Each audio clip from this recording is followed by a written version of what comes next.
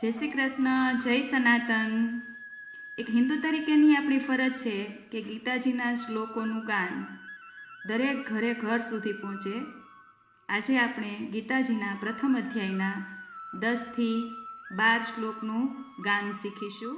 અપર્યાપ્તં તદસ્માકં, અહીંયા પ અડધો અને ત આખો છે। અપર્યાપ્તં અનુસ્વરનું ઉચ્ચારણ મેં ઉપર લખ્યું છે। અપર્યાપ્તં તદસ્માકં બલમ ભીષ્માભિરક્ષિતં પર્યાપ્તં ત્વિદમેતેષાં પર્યાપ્તં ત્વિદમેતેષાં બલમ ભીમાભિરક્ષિતં। પૂર્ણ શ્લોક જોઈએ। અપર્યાપ્તં તદસ્માકં બલમ ભીષ્માભિરક્ષિતં પર્યાપ્તં ત્વિદમેતેષાં બલમ ભીમાભિરક્ષિતં। અર્થાત ભીષ્મ પિતામહ વડે રક્ષાયેલી આપણી તે સેના અપરિમિત હોવાને લીધે બધી જ રીતે અજેય છે, જ્યારે ભીમ વડે રક્ષાયેલી આ લોકોની આ સેનાને તો પરિમિત હોવાને કારણે જીતવી સાવ સહેલી છે। હવે આપણે જોઈએ શ્લોક 11। અયનેષુ ચ સર્વેષુ યથા ભાગમ અવસ્થિતાઃ। અહીંયા મની સંધિ છૂટી પડે છે, એટલે મકાર છે એ ગ ઉપર જાય છે। યથા ભાગમ અવસ્થિતાઃ અહીંયા ઉપર મેં લખી છે, આપ જોઈ શકો છો।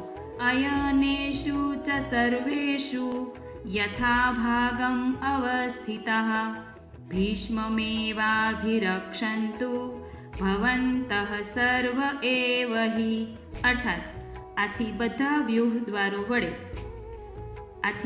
વ્યૂહ દ્વારો પર પોતપોતાની જગ્યાએ રહેલા તમે બધાએ સજાગ રહીને ભીષ્મ પિતામહનું જ બધી બાજુથી રક્ષણ કરો। શ્લોક 12। તસ્ય સંજનયન હર્ષમ નયનમ હર્ષમ ગુરુ વૃદ્ધ પિતામહ। અહીંયા ગુજરાતી ભાષામાં લખેલું છે, પણ શ્લોક સંસ્કૃત છે, એટલે અહીંયા વૃ નહીં બોલીએ, આપણે વ્રી બોલશું। ગુરુ વૃદ્ધ પિતામહ સિંહનાદમ વિનદ્યોશ્ચે શંખન દદ્મો પ્રતાપવાન। શંખન અહં કરીને એક ઉચ્ચારણ છે આ એક અક્ષરનું। શંખન દદ્મો પ્રતાપવાન, પ્રતાપવાન કરીને ન ને અધૂરો છોડવાનો છે, ન આખો નથી, આપ જોઈ શકો છો, ન ખોડો છે। પૂરો શ્લોક। તસ્ય સંજનયન હર્ષમ ગુરુ વૃદ્ધ પિતામહ સિંહનાદમ વિનદ્યોશ્ચે શંખન દદ્મો પ્રતાપવાન।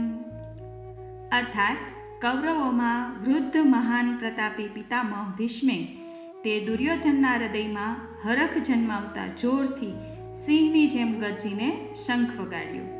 અહીંયા આપણે આ વિડીયો પૂર્ણ કરીએ છીએ। નેક્સ્ટ વિડીયોમાં આપ જોશો પ્રથમ અધ્યાયના 13, 14 અને 15 શ્લોક। જય શ્રી કૃષ્ણ, જય સનાતન।